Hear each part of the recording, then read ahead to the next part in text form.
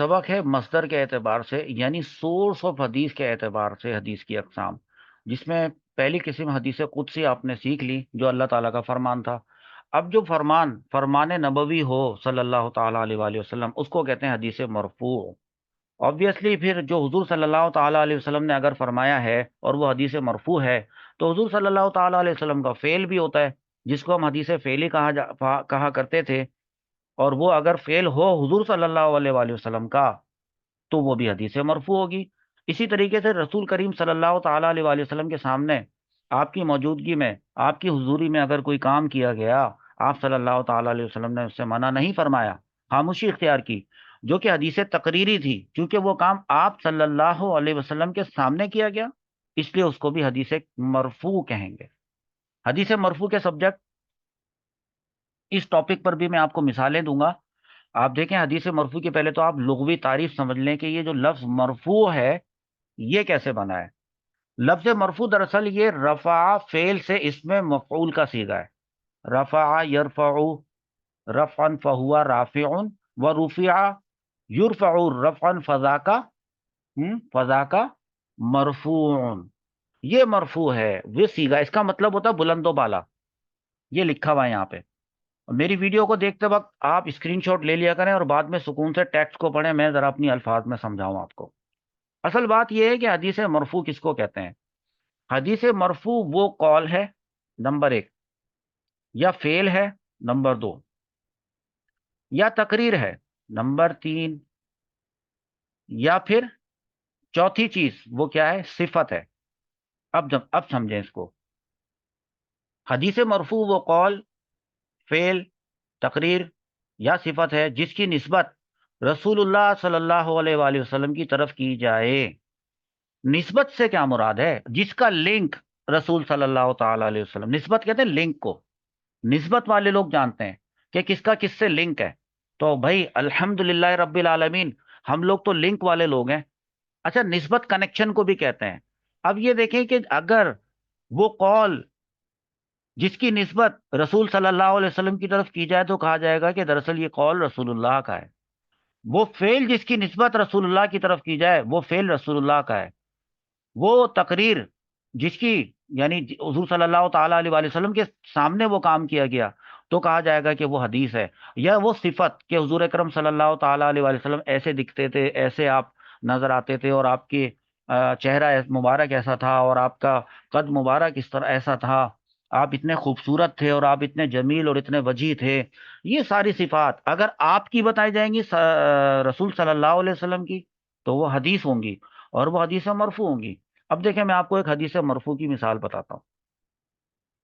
ایک سند کو دیکھیں، پہلے سند دیکھیں۔ اچھا، ایک سند ہے یہاں سے لے کر یہاں تک آپ کے سامنے، اس کو ذرا غور سے دیکھیں۔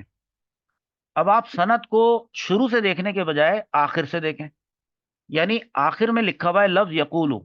یقولو کا مطلب ہے کہ فرمایا، ویسے تو یہ مضارع کا صیغہ ہے مجھے معلوم ہے، لیکن یہاں پر یہ مراد ہے کہ فرماتے ہیں یا فرمایا کس نے، اس سے پہلے فاعل کیا ہے آپ دیکھیں تو آپ دیکھیں گے رسول اللہ صلی اللہ تعالی علیہ وسلم، صحیح ہے۔ اور پھر ایک صحابی یہ بات بتاتے ہیں کہ حضرت انس بن مالک ہیں اوبویسلی وہ صحابی، وہ کہتے ہیں کہ سمعتو، میں نے سنا۔ اگر آپ عربی گرامر جانتے ہیں، سمعا، سمعا، سمعو، سمعت، اس کے بعد پھر صیغہ واحد متکلم بنتا ہے سمعتو، میں نے سنا۔ کس کو سنا؟ رسول اللہ صلی اللہ تعالی علیہ وآلہ وسلم کو، مفعول بھی، تو میں نے سنا رسول صلی اللہ تعالی علیہ وآلہ وسلم کو۔ اس کے بعد جب فعل آئے گا، کیا کرتے ہوئے؟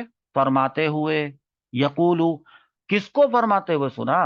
رسول صلی اللہ تعالی علیہ وآلہ وسلم کو فرماتے ہوئے سنا۔ ابھی سمجھ میں آئی بات آپ کو؟ تو جب رسول صلی اللہ علیہ وسلم فرما رہے ہیں تو فرمان کس کا ہوا؟ رسول صلی اللہ علیہ وسلم کا۔ اور جو فرمان یعنی قول کس کا ہوا؟ قول ہوا رسول صلی اللہ علیہ وسلم کا۔ جو قول رسول صلی اللہ تعالی علیہ وآلہ وسلم کا ہے وہ قول کیا کہلاتا ہے؟ حدیث مرفوع۔ دیکھیے حدث، اب ہم پریکٹس کے لیے بھی اور تحدیث نعمت کے لیے بھی، اور ساتھ میں اس لیے کہ ہمیں زیادہ سے زیادہ راویوں کے نام ان سے ہماری جان پہچان ہو جائے، ہمارے لیے آسان ہو جائے، بار بار یہ نام آئیں گے، اس نیت سے بھی ہم پڑھتے ہیں، حدیث بعد میں پڑھیں گے۔ رسول صلی اللہ تعالیٰ علیہ وآلہ وسلم نے فرما دیا ہے، حدیث مرفوع ہو گئی ہے، اب وہ حدیث مرفوع کو ذرا اس کے پروٹوکول کے ساتھ پڑھتے ہیں کہ پہلے سند پڑھتے ہیں۔ نمبر ایک، پہلے تو یہ پتا ہونا چاہیے کہ یہ حدیث کون سی کتاب سے لائی گئی ہے۔ تو یہ حدیث صحیح بخاری سے لائی گئی ہے، صحیح بخاری میں اس حدیث کا نمبر ہے 80۔ تو حدثنا کا مطلب ہے کہ ہم سے حدیث بیان کی، ہم کون؟ کون؟ صحیح بخاری شریف میں حدیث ہے نا، تو امام بخاری فرماتے ہیں کہ ہم سے حدیث بیان کی، کس نے؟ مسدد، ہم سے مسدد نے رحمت اللہ تعالی علیہ، انہوں نے حدیث بیان کی۔ وہ فرماتے ہیں کہ ان سے یحییٰ نے حدیث بیان کی، انہوں نے حضرت شعبہ سے، انہوں نے حضرت قتادہ سے، اور انہوں نے حضرت انس سے رضی اللہ تعالیٰ عنہ سے، یہ سند ہے۔ انہوں نے یہ حدیث حضرت انس سے بیان فرمائی۔ حضرت انس فرماتے ہیں قالا، حضرت انس نے فرمایا لأحدثنکم، میں تمہیں ضرور ایک ایسی حدیث بتاؤں، حدیثن ایک حدیث، لا یحدثکم احد بعدی، جو میرے بعد تمہیں کوئی نہیں بتائے گا، میرے بعد تمہیں شاید کوئی نہ بتائے۔ اور پھر فرماتے ہیں کہ سمعت، حضرت انس رضی اللہ تعالی عنہ فرماتے ہیں کہ میں نے سنا، کس کو سنا؟ رسول اللہ صلی اللہ علیہ وسلم یقول، آپ صلی اللہ تعالی علیہ وآلہ وسلم کو فرماتے ہوئے سنا۔ اب آ جائے گا وہ فرمان جس کو کہ ہم کہہ رہے ہیں کہ یہ حدیث مرفوع ہے، مرفوع فرمان یہاں سے شروع ہو رہا ہے، یہ ہے وہ فرمان۔ پڑھیں، من اشراط الساعتی، اشراط کہتے ہیں شرط کی جمع نشانیوں کو، ساعت کہتے ہیں قیامت، قیامت کی نشانیوں میں سے ہے کیا؟ این یقل العلم، علم کی قلت ہو جائے گی، ویظہر الجہل، اور جہالت پوری طرح سے ظاہر ہو جائے گی، ویظہر الزنا، اور زنا عام ہو جائے گا، ظاہر ہو جائے گا۔ ایک تو زنا چھپ کے ہوتا ہے، یہ ظاہر ہو جائے گا۔ وَتَكْثُرَ النِّسَاءُ، عورتوں کی دنیا میں کثرت ہو جائے گی۔ وَيَقِلُّ الرِّجَالُ، مرد کم ہو جائیں گے، اتنے کم ہو جائیں گے، اتنے کم ہو جائیں گے، حتیٰ یکونا، کہ رہ جائے گا، لِخَمْسِینَ امرأۃً، 50 عورتوں کے لیے، القیم الواحد، ایک نگران، ایک مرد۔ اور یہ والی بات جو قیامت کی نشانی بیان کی ہے، جو ترجمہ نیچے لکھا ہے آپ پڑھ لیجئے گا، یہ کس نے بیان کی ہے؟ کس نے؟ حضرت محمد صلی اللہ تعالی علیہ وآلہ وسلم نے بیان کی ہے۔ آپ صلی اللہ تعالی علیہ وآلہ وسلم کا ہے یہ قول، تو جو ہو قول آپ صلی اللہ تعالی علیہ وآلہ وسلم کا، وہ ہوتا ہے حدیث مرفوع۔ جی چلیں اب اگلا سبق۔